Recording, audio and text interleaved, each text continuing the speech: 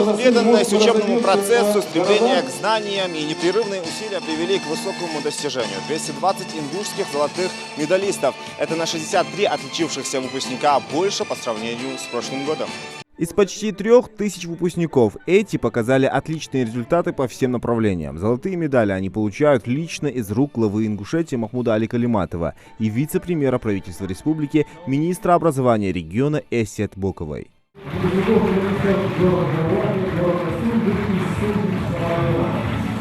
Вручать медали выпускникам за особые успехи в учении – одна из самых приятных миссий для руководителя субъекта. А достижения вчерашних школьников, по его словам, вызывают гордость. Махмуд Али Калиматов отметил, что региону очень нужны высококвалифицированные кадры.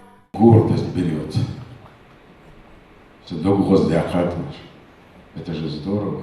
Я говорил и буду говорить, что нам сегодня надо осмотреться. Вы уже, наверное, выбрали, куда вы пойдете учиться. Наверное, думали об этом. И не раз, и готовились. И репетиторы, и без репетиторов. И ночами не спали. Сложно. Но вы сегодня пришли к финалу, и пришли к финалу прям вот серьезно. С золотой медалью.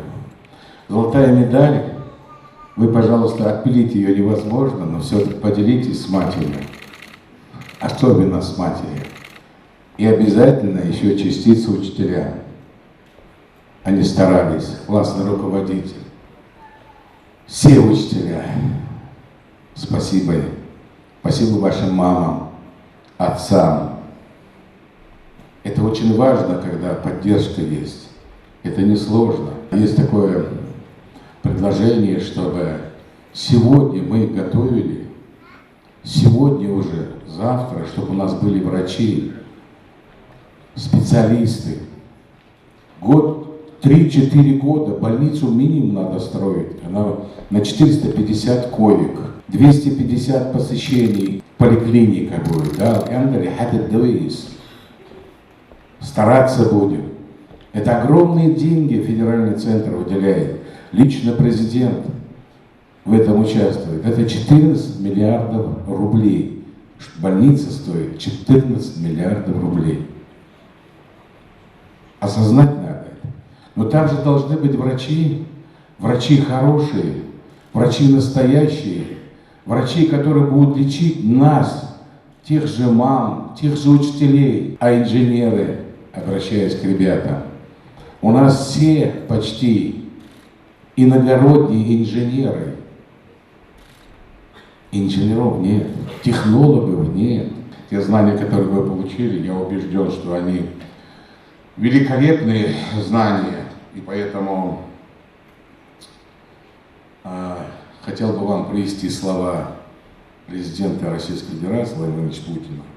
Говоря о роли десятков миллионов молодых людей в России, наш президент Владимир Владимирович Путин подчеркнул, что их таланты и достижения в самых разных сферах будут прямо влиять на развитие России. И их помыслы, понимание Отечества, значимости его тысячелетней истории, ценности и традиции, преданность Родине, конечно, будут определять ее будущее, то есть нашей страны будущее.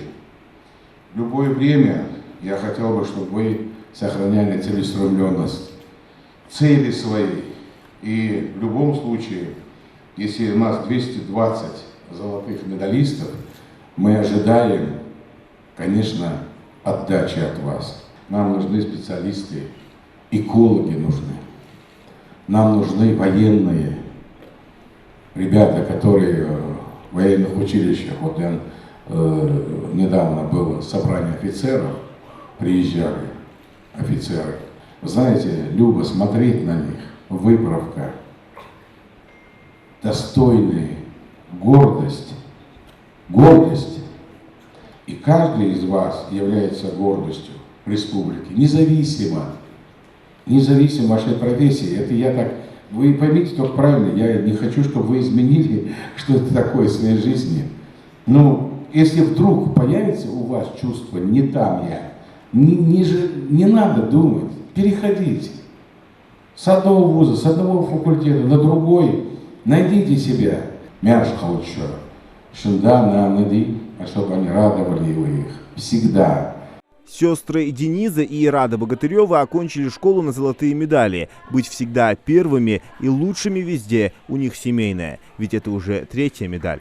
Старшая сестра у нас в прошлом году тоже получила медаль.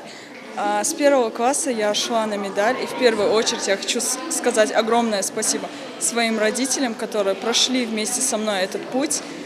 Медаль получить несложно, если же выпускники будут прилежно учиться, вовремя выполнять все свои задания и стремиться к этому.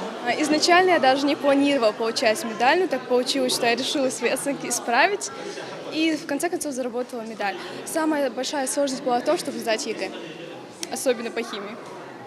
Уже известны результаты? Да, 99 баллов.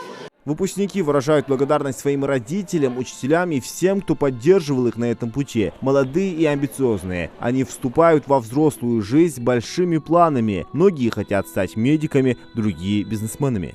Дальнейшие планы у меня поступить в наш Магасовский вуз МГУ на лечебное дело. Почему именно лечебное дело?